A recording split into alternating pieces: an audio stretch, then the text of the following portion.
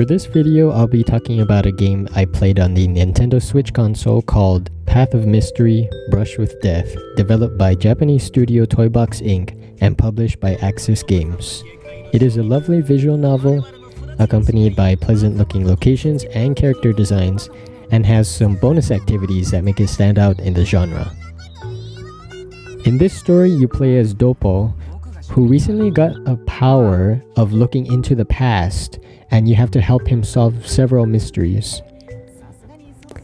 He, along with 3 other colleagues in the Mystery Club, are tasked to investigate this, air quotes, solved murder of a painter while he was in the middle of creating his next great masterpiece that happened 30 years ago in a quaint town called Narumizawa.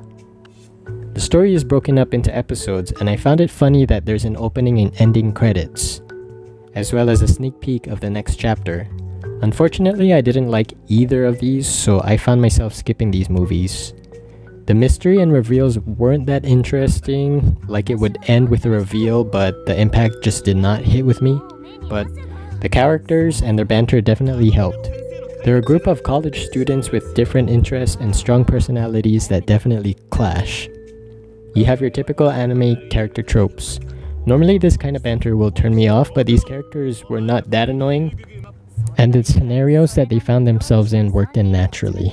You have Alice, who's a stern girl who doesn't like to show her emotions, but blushes when things aren't going her way. And we have Kagero, who's trying to act serious and cool but ends up looking goofy. Then we have Kotaro, a happy-go-lucky who's always trying to hook up. And there's a whole bunch of exaggerated characters to make this mystery adventure as fun as it could be. They take a lot of digs at each other, and it's funny to observe how they react or talk back. There are a lot of lighthearted and slice-of-life moments, which may not be for those looking for a more gritty experience, but I found it to be a nice change of pace from the other traditional mystery visual novels that I read. There are some mild creepy moments, but nothing too extreme. Now for the graphics. So the graphics in this game is one of, if not the highlights of the game. You are treated to a really beautiful, painted and animated backgrounds of a rural Japan town. The buildings are antiquated and surrounded by lush green environments. You bet I took screenshots of them and used them as my desktop background. Characters are also detailed and have a variety of expressions. They use a unique method of displaying the characters and backgrounds by slightly rotating the camera angle for dynamic scenes instead of your typical visual novel on a horizontal axis. Now on to the gameplay. So pretty much all you're going to do is read the text and investigate areas of interest through pointing and clicking, and you are tested on your knowledge about what you went through so far. You get graded on answering correctly, which was a nice incentive. The questions aren't that difficult, you just gotta make sure you're paying attention or choose the most logical response. There is a reward for acing all of the quizzes, so be sure to save from time to time just in case, because you can't be saving during these pop quizzes. Once in a while, Doppo will transport his consciousness back in time to get a glimpse of what went on during these times of the incident and gain some insight. And in this mode, you interact with a pixelated version of the area. Doppo himself even makes a joke about this. You have a limited number of actions you can take before you must start again from the beginning, so make sure you select items of interest. I found these segments kind of annoying because even though you can get an idea of what you're supposed to do, sometimes it's just trial and error. I found this to be a novel concept, but nothing groundbreaking. In between the main story, you can choose to proceed to the next episode or explore town. Here you can visit several areas of the town, talk to residents, sometimes you can get their cards with portraits of them, for I believe choosing the right response. And while you're in the cafe, you can play 2 mini games, which I don't normally shoot for the high scores, but I did it anyway. I found them to be pretty enjoyable.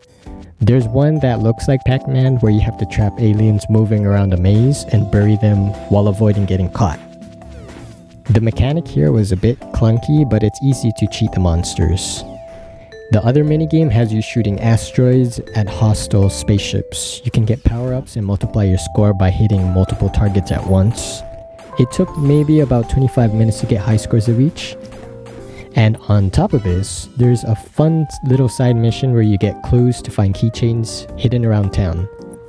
There was quite some thought put into this visual novel that broke up the monotony that some may get with reading. So now I'll discuss the options. I love that they let you use the touchscreen completely throughout the whole game. You have your foundational skip text, autoplay, and the backlog. And I forgot to mention, but with the minigames, I don't think you can use the touchscreen. It could have been my TV that I was playing on, but the sound effects were much louder than the voices, so I went into the settings to turn it down a bit, but there must have been a bug because just turning it down one notch would completely turn off the sound effects. There is a chapter select, but you can only start from the beginning of each chapter, and if you didn't get a perfect score, you'd have to skip through until you get to that section. So that's why I highly suggest making multiple saves, just in case you think you might not be able to ace a test.